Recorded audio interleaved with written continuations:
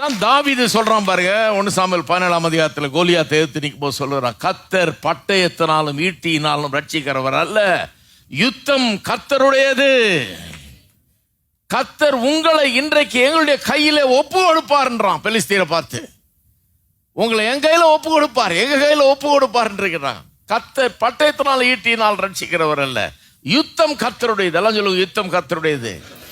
நான் உங்களுக்கு சொல்லுறேன், இன்றைக்கு உங்கள் வாழ்க்கை போராட்டங்கள், உங்கள் வாழ்க்கையில் ஏற்படுகிற பிரச்சனைகள், சவால்கள், யுத்தங்கள், நீங்க இன்னைக்கு ஒருவேளை அந்த மாதிரி யுத்தத்துக்கு போகாம இருக்கலாம், ஆனா பல விதங்களிலே வாழ்க்கையின் யுத்தங்களை சந்தித்துக் கொண்டிருக்கிறீர்கள், வாழ்க்கை போராட்டங்களை சந்தித்துக் கொண்டிருக்கிறீர்கள். நான் உங்களுக்கு சொல்லுகிறேன், கர்த்தர் பட்டயத்தினாலும் ஈட்டியினாலும் மனுஷ பலத்தினாலும் மனுஷ யோசனையினாலும் மனுஷ ஞானத்தினாலும் மனுஷனுடைய பெரிய அறிவினாலும் ரட்சிக்கிறவர் அல்ல. கர்த்தர் பராக்கிரம் உள்ளவர். அவர் சொல்றாரு, யுத்தம் என்னுடையது என்று சொல்றாரு. யுத்தம் என்னுடையது என்றாரு. விரோதி எல்லாம் ஒரு நிமிஷத்துல நான் நினைச்சா உன் கையில மண்டியிட வைப்பேன்றாரு. உங்களுக்கு எதிராக எழும்பும் ஆயுதங்கள் ஒன்றும் வாய்க்காமற் போகும்.